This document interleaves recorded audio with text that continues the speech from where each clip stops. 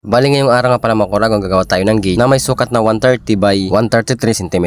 Yung taas niya ay 130, yung lapad naman ay 133. So para nga magawa natin yung gate, gumamit ako nito ng tubular na 2x4 at 2x2 tsaka 2x1 na tubular. Gumamit rin tayo dito ng plain sheet para sa pinakatakip niya. At syempre flat bar. Para mabuo natin, gagamit tayo dito ng welding machine at welding rod para mampisa natin ang gawin. Kaya naman bali na kompleto na yung gagawin natin. Inumpisa na pa natin ang pag-welding at pag-assemble nitong ang gate ng bakod. Dahil nga natapos natin weldingin yung grills o natapos natin asimbulin at naikabit na rin namin sa bakod. Kaya naman ito naman sinunod namin na gate na assemble. Bali na ikabit na pala namin yung grills. Ang problema lang hindi ko sa inyo napakita dahil nung inumpisa na nga namin ikabit yung grills ay bigla naman nga nalubat yung ating cellphone. May mga bagay at pagkakataon talaga na kung minsan ay nangyayari talagang hindi dapat mangyari, lalong lalo sa mga bagay na kinakailangan mo. Kaya naman hindi ko na sa inyo napakita kung paano nga namin kinabit o in-install para nga sana mayroon naman may bash yung mga magagaling natin dyan.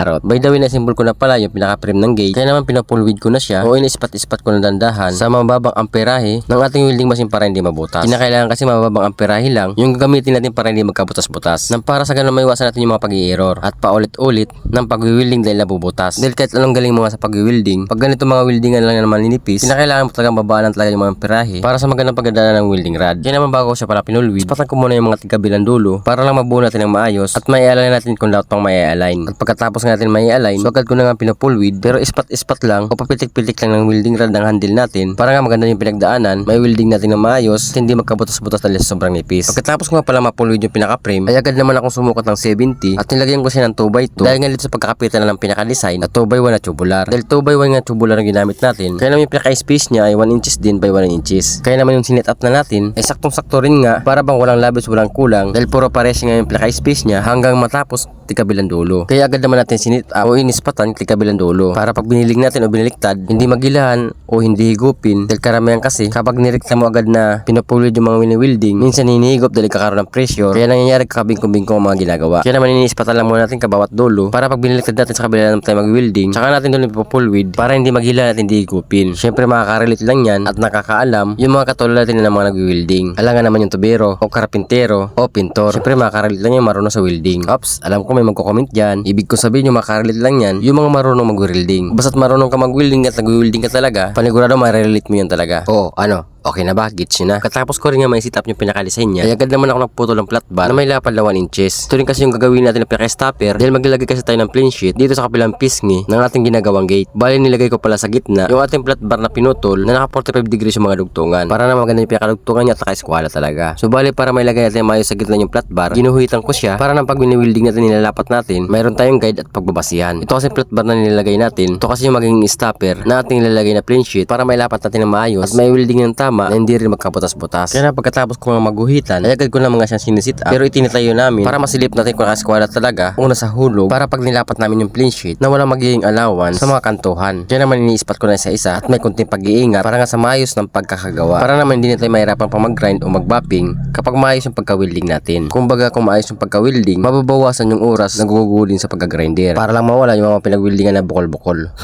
Bukol-bukol. Arot.